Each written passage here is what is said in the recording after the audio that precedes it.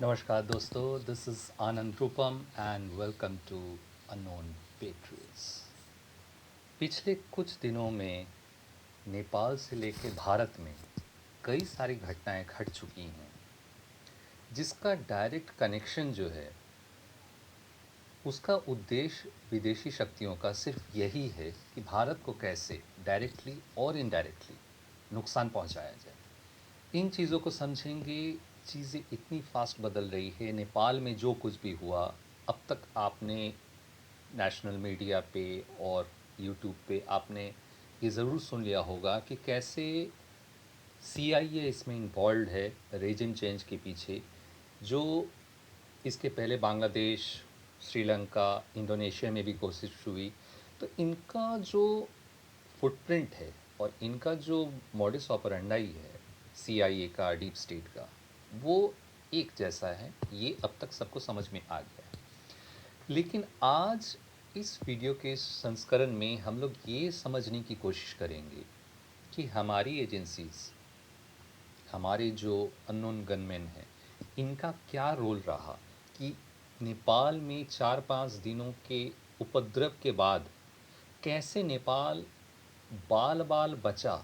सुशीला कार्ती आई और वहाँ का एक रैपर या एक भाड़ कार्टूनिस्ट, एक कॉमेडियन टाइप का बंदा जो एक दूसरा जेलेंस्की बन सकता था, बालेंसा, वो नहीं आया। लास्ट मोमेंट पे ऐसा क्या हुआ, ऐसा क्या खेल हुआ, इसमें अजीत डोभाल जी का क्या रोल है, इन चीज़ों को हम समझेंगे कि नेपाल को तत्कालीन कैसे बचाया गया। फ़िलहाल अभी आगे बहुत कुछ होगा, लेकिन फ़िलहाल एक बहुत बड़े समस्या से जो सीआईए का जो गेम प्लान था कि बालिन शाह को बैठाना, उससे कैसे बचाया गया, इसको समझेंगे। और भारत में जो खिलाफत मॉड्यूल आईसिस का पकड़ा गया, इसका भी रोल कैसे लिंक नेपाल से भी जुड़ता है, बांग्लादेश से भी जुड़ता है। ये सारी घटनाएं एक दूसरे से कैसे लिंक्ड हैं, आप किसी भी चीज़ को आइसोलेशन में नहीं देख सकते हैं। इन चीज़ों को समझेंगे और यहाँ आगे फर्दर मोदी जी क्या लेंगे, कैसे बहुत शटल तरीके से काम हो रहा है। और डायरेक्टली कभी भी लोगों को ये नहीं पता चलेगा कि नेपाल में हो चाहे देश में हमारी एजेंसीज काम कैसे करती हैं। और हर एजेंसी का रोल वही होता है, एक डिनायबिलिटी, कि हम खास करके नेपाल में या किसी विदेश में हमारा रोल नहीं है। तो इन चीज़ों को समझते हैं। एक घटना पहले मैं बता दूं कि लगभग 2 महीने पहले एक चाइनीज़ एजेंट की डेथ हो गई थी नेपाल में। आपने सुना होगा कि आपके एक अमेरिकन स्पेशल फोर्स के एक बहुत बड़े जनरल जिनकी डेथ हुई थी काठमांडू में अंडर सस्पिशियस सर्कमस्टांसेस, ये आपने सुना होगा। बट इसके पहले एक घटना घटी थी कि काठमांडू से 40 किलोमीटर दूर वैसे ही एक होटल में सस्पिशियस कंडीशन में एक चाइनीज़ ऑफिसर मृत पाया गया था अपने होटल में। His name was Li Zhou Sang. अब चाइनीज़ एजेंसीज जब अपने इस डिप्लोमेट के डेथ के बारे में खोजबीन कर रही थी, इसके पहले हमारी जो एजेंसी है रॉ, ये इसका तार जोड़ लेती है कि इसमें कैसे सीआईए और आईएसआई का रोल है। एक्चुअली दोस्तों, कई दशकों से और ख़ास करके लास्ट दशक में नेपाल दुनिया भर के एजेंसीज का एक हॉटबेड बन चुका है, एक प्लेग्राउंड बन चुका है। तो हमारे पास, रॉ के पास, जब इस घटना की जानकारी आई और इस घटना को हमने चाइनीज़ एजेंसीज के सामने पुट किया और बदले में हमने आईएसआई के बहुत सारे हैंडलर्स और सीआईए से रिलेटेड जितने भी ऑपरेटिव्स हैं, उनके जो स्लीपर सेल्स हैं, उनका ब्यौरा हमने एक्सचेंज किया, क्योंकि ये कहीं भी फ्री लंच नहीं होता है ऐसे गेम्स में। तो इसके बाद दोस्तों क्या हुआ कि जब आप लोग नेशनल मीडिया पे ये न्यूज़ सुन रहे थे कि नेपाल में कैसे जेनजी जो है वो कहीं आग लगा रही है, कहीं कुछ हो रहा है, तमाम उपद्रव, मैं उतना जा नहीं रहा हूँ, आपने न्यूज़ में सुना ही होगा, सब कुछ हो रहा है। लेकिन पीछे में एक पिछले सप्ताह मैंने लास्ट वीडियो में बताया था कि कैसे आईएसआई के 3 आतंकी जो है नेपाल में ठोक दिए गए। और इस 4-5 दिनों में भी लगभग 2 बड़े आईएसआई के ऑपरेटिव, जो कि ये भी माना जा रहा है कि ये नेपाल के उपद्रव में सीआईए इन्हीं लोगों से, जो डर्टी वर्क है आईएसआई के लोगों से करवाती है, तो इनसे नेपाल के उपद्रव में जेनजी के बीच में घुस के जो आईएसआई जो अपना गंदा काम किया है, ये आग लगाना, ये करना, जो वहाँ के जो भोले भाले जेनजी हैं उन्होंने नहीं किया।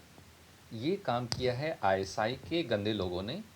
और इन्हीं टाइप के लगभग कंफर्म 2 ऑपरेटिव्स इस पिछले 4 दिनों में अननोन गनमैन के द्वारा मार दिए गए हैं। तो ये सब खबरें बड़े न्यूज़ के बीच में छुप गई। तो हम लोग इन बिंदुओं पे जोर डालेंगे। और अभी हम लोग बात करते हैं एक और बड़े गंभीर विषय पे, और वो नेपाल से कैसे जुड़ा हुआ है, इस पे भी हम लोग आते हैं कि 5 जगहों से खिलाफत मॉड्यूल आईसिस के आतंकी पकड़े गए हैं। ये बहुत बड़ा ब्लास्ट की लोग प्लानिंग कर रहे थे और ऑलमोस्ट ब्लास्ट के समझ लीजिए कि लास्ट स्टेज पे पहुंच गए थे। इनकी प्लानिंग महीनों से थी, लेकिन हमारी एजेंसीज भी इन चीज़ों का तार महीनों से जोड़ रही थी। एजेंसीज एक्चुअली सही समय पे इनका इंतज़ार करती है, और वो लोग देखते हैं कि इनका और नेटवर्क क्या है, इनके ऊपर कौन है।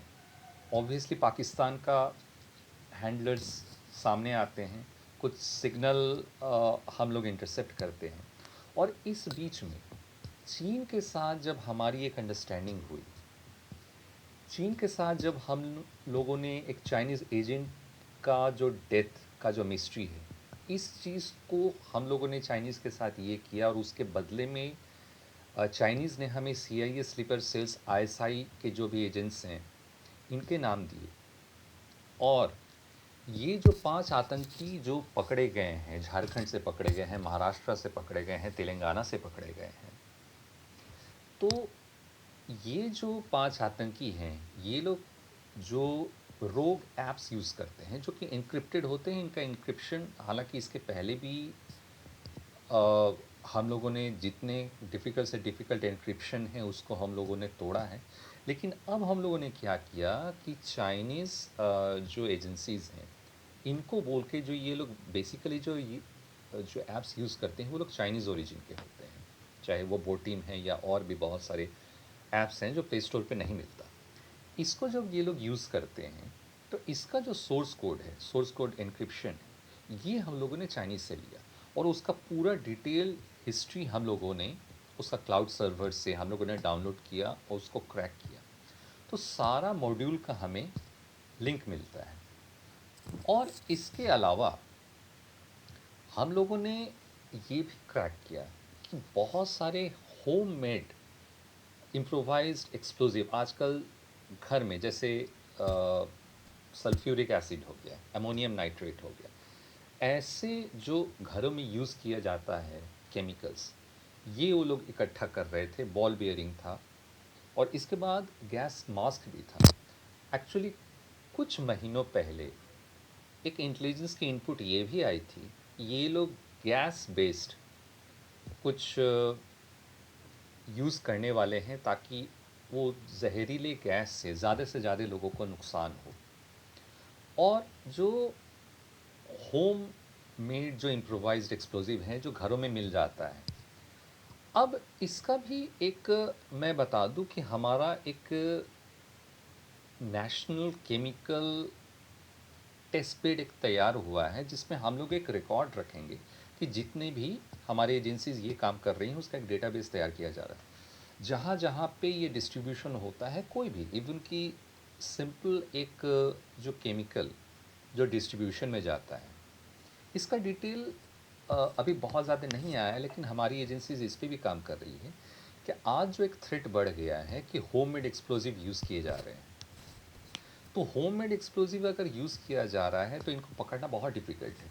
लेकिन अगर हमारे पास एक डेटाबेस हो और कोई एक सिंपल दिखने वाला अमोनियम नाइट्रेट भी हो, चाहे सल्फ्यूरिक एसिड भी हो, एक सर्टेन मात्रा से ज़्यादा अगर कहीं बिक्री हो रही है, तो इसका भी हमें एक अलर्ट मिल जाए, उसका भी एक डेटाबेस हमें मिले और हम लोग एक पैटर्न को रिकॉग्नाइज करने की कोशिश करें और हमारी इंटेलिजेंस एजेंसीज को एक तुरंत एक मैसेज फ्लैश करें कि यहाँ कुछ गड़बड़ियाँ दिख रही हैं। तो इन चीज़ों पे भी काम चल रहा है।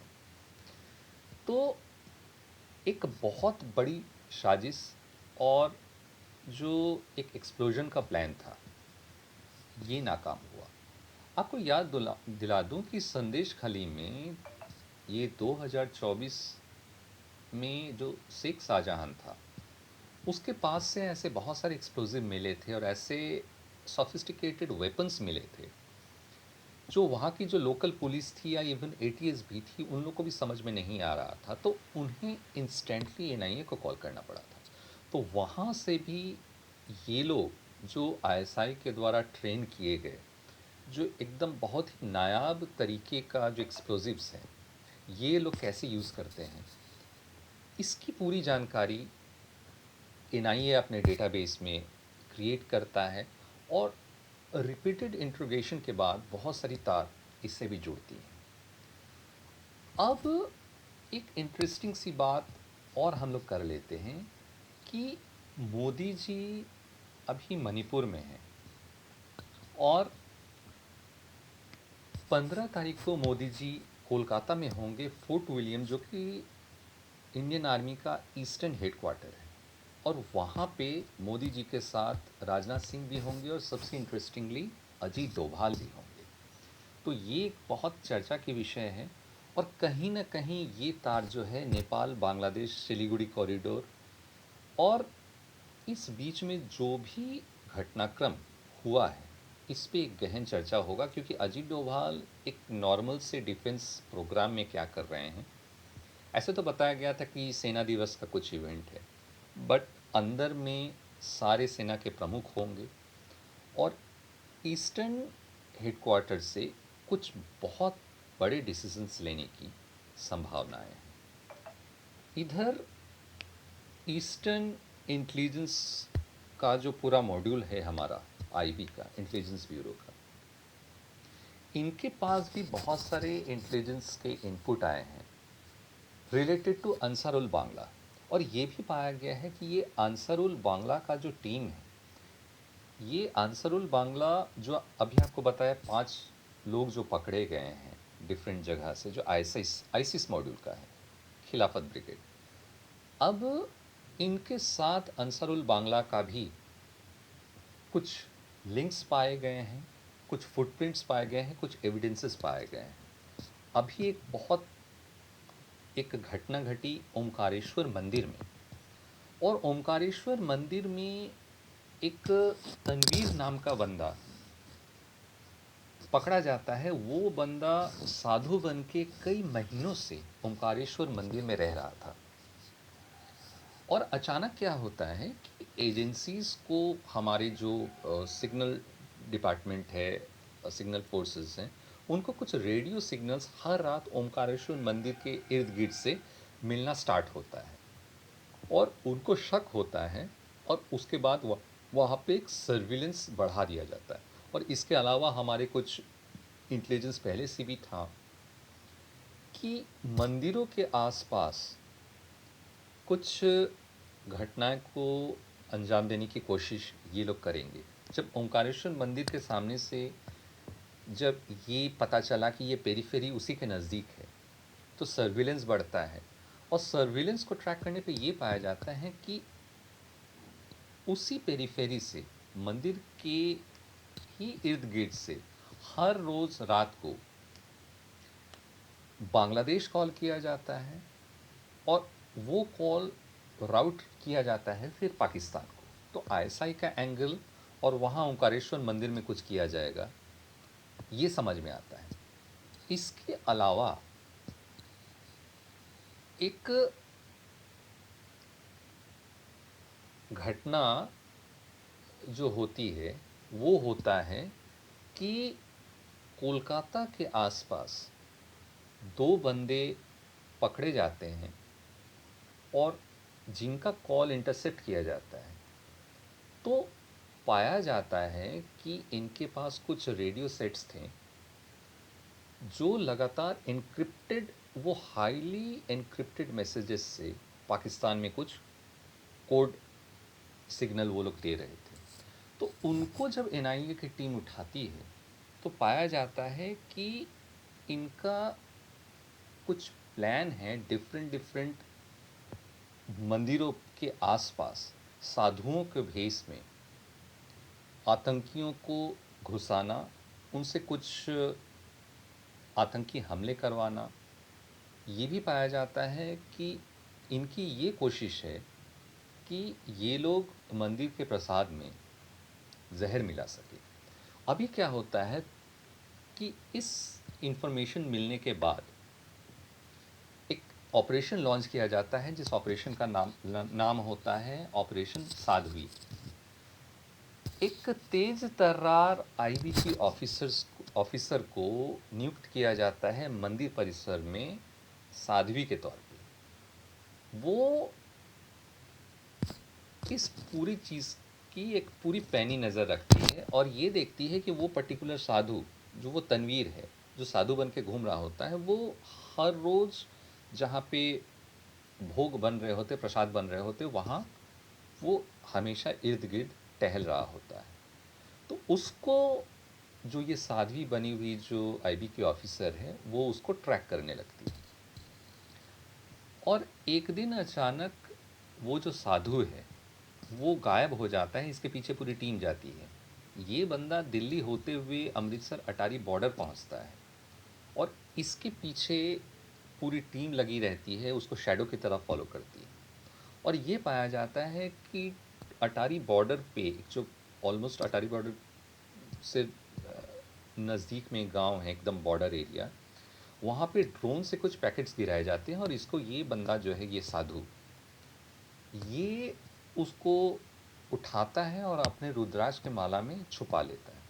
और उसके बाद वो फिर जब लौटने लगता है तो दिल्ली में उसे पकड़ा जाता है और रुद्राक्ष की माला से वो निकाला जाता है, वो एक पर्टिकुलर काइंड ऑफ एक पॉइजन होता है जो वो ला रहा था। तो ये साधु के वेश में ये तनवीर जो पकड़ा जाता है, इसका इंटरोगेशन होता है, तो पता चलता है कि ये अंसरुल बांग्ला का ये मेंबर है। और ऐसे प्लान्स बनाए जा रहे थे कि साधु के वेश में यहाँ पे मंदिरों में जो प्रसाद है उसको पॉइजन किया जाए और सैकड़ों लोगों को वो जहर दिया जाए। तो ऐसे ऐसे प्लान्स हो रहे हैं। इसके अलावा एक बात बताऊं दोस्तों, जो ये 5 जो ये पकड़े गए हैं आपके आतंकी, इनको पकड़ने में एक हमारा ये भी रोल रहा है हमारी एजेंसीज़ का कि जितने भी जो ऐप्स ये लोग यूज़ करते हैं और यहाँ पे जो यंग माइंड्स को अट्रैक्ट करने के लिए, यंग मुस्लिम लड़कों को यहाँ रिक्रूट करने के लिए डिफरेंट डिफरेंट ऐप्स यूज़ होते हैं, social media, Telegram groups use होते हैं। यहाँ पर रेडिकल बातें इनको बताई जाती हैं, जाकिर नायक के वीडियोस दिखाई जाती हैं। तो हमारी एजेंसीज़ की भी बंदों को ये टास्क दिया गया था कि आप भी अपना नाम चेंज करके, तो कोई शाहिद बन के, तो कोई अफजल बन के उन ग्रुप्स में वो लोग जाते हैं और उनका भरोसा जीतते हैं। और भरोसा जीतने के बाद वो लोग उस ग्रुप्स में इन्फिल्ट्रेट करते हैं ताकि इनकी इनर वर्किंग्स को समझ सके और इनके जो आकाएँ हैं इन तक पहुंच सके और सही समय पे इनको एप्रीहेंड किया जा सके, इनको पकड़ा जा सके। तो इन चीज़ों का तार कहीं ना कहीं पाकिस्तान से तो जुड़ ही रहा है। और चीन से हमें जो बहुत सारी इन्फॉर्मेशन हमें मिली है, चीन के एजेंसी के साथ हमने एक बहुत स्ट्रॉन्ग नेगोशिएट किया, उससे बहुत सारे आईएसआई एजेंट्स के नाम हमें मिले हैं। और इस बीच में जो नेपाल में जो सत्ता परिवर्तन का जो ये पूरा खेल सीआईए जो रच रहा था, इसमें हमारे एजेंसी का क्या रोल है और हमारी एजेंसी ने वक्त रहते कैसे खेल को पलटा और सुशीला कार्ति आई। इस चीज़ को समझने के लिए हमें ये जानना पड़ेगा कि यहाँ पे सीआईए के अलावा टर्की का भी एक बहुत बड़ा रोल है। ये बालेन शाह जो एक बेसिकली एक रैपर है और युवाओं में बहुत पॉपुलर है, इसको हमारी एजेंसीज़ कई महीनों से ट्रैक कर रही थी और बार बार ये देखा जा रहा था कि बालेन शाह एक टर्किश लड़की के साथ मिलती है। तो उस टर्किश लड़की का पूरा कुंडली जो है खंगाला गया, तो ये पाया गया कि कोई एक समाया एजेंसी है, एक समाया ट्रस्ट करके है टर्की का। और ये समाया ट्रस्ट को देखा गया कि समाया ट्रस्ट जो है बेसिकली टर्किश इंटेलिजेंस के द्वारा और इन कंजंक्शन विद सीआईए ये ऐसे रेजिम चेंज और अपने जो भी इस्लामिक आइडियोलॉजी रिलेटेड जो भी काम है इसको पुश करने का इन लोग का रोल रहता है। तो बालेन शाह कहीं ना कहीं इन चीज़ों में वो यूज्ड हो रहे थे। वो टर्किश लेडी के साथ वो बहुत क्लोज थे। इन चीज़ों का एविडेंस रॉ जो है वो गैदर करना स्टार्ट करती है और उसके बाद अचानक ऐसा क्या होता है जहाँ तक मेरा मानना है और जहाँ तक कुछ सूत्र भी ये बताते हैं कि बालिन शाह को हमारी एजेंसी समहाउ एप्रीहेंड करती हैं।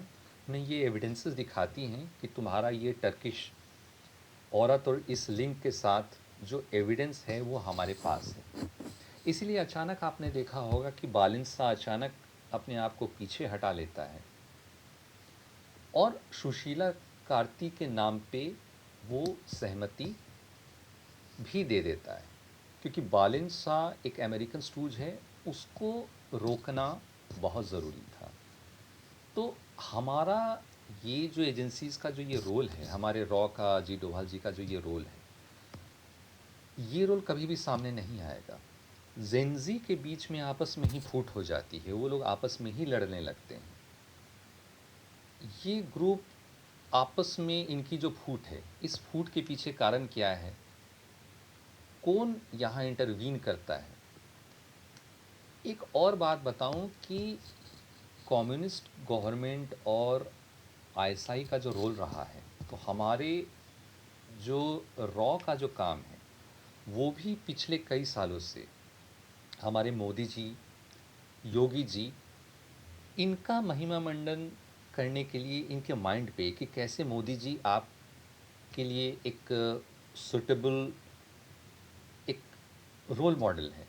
एक छोटे छोटे रील्स के माध्यम से एक सबकॉन्शियस माइंड में एक शटल वे में ये प्लॉट किया जा रहा था। रॉ जो है नेपाली मूवी में इन्वेस्ट कर रही है और ये भी दिखाया गया कि आपके पुराना जो इतिहास है, आपका जो हिंदू संस्कृति का गौरव है, आपके जो पुराने राजा हैं, वो कैसे हिंदू जो सनातन परंपरा को कैसे वो ग्लोरीफाई करते थे। इन चीज़ों से रिलेटेड काफ़ी सारे रील्स हो गए, मीम्स हो गए, मूवीज़ हो गए, ये गाने हो गए, इनको शटल वे में भी नौजवानों के बीच में वो डाला गया है। बेसिकली इसे कहते हैं नैरेटिव वॉर। कम्युनिस्टों ने भी नैरेटिव वॉर चलाया, आईएसआई अपना नैरेटिव वॉर चला रहे हैं, अमेरिकन सीआईए अपना एक नैरेटिव वॉर चलाने की कोशिश कर रहा है। लेकिन हमारे एजेंसीज़ ने भी बहुत सक्सेसफुली नेपाल में बहुत सारे शटल ऑपरेशन किए हैं, आज भी कर रहे हैं।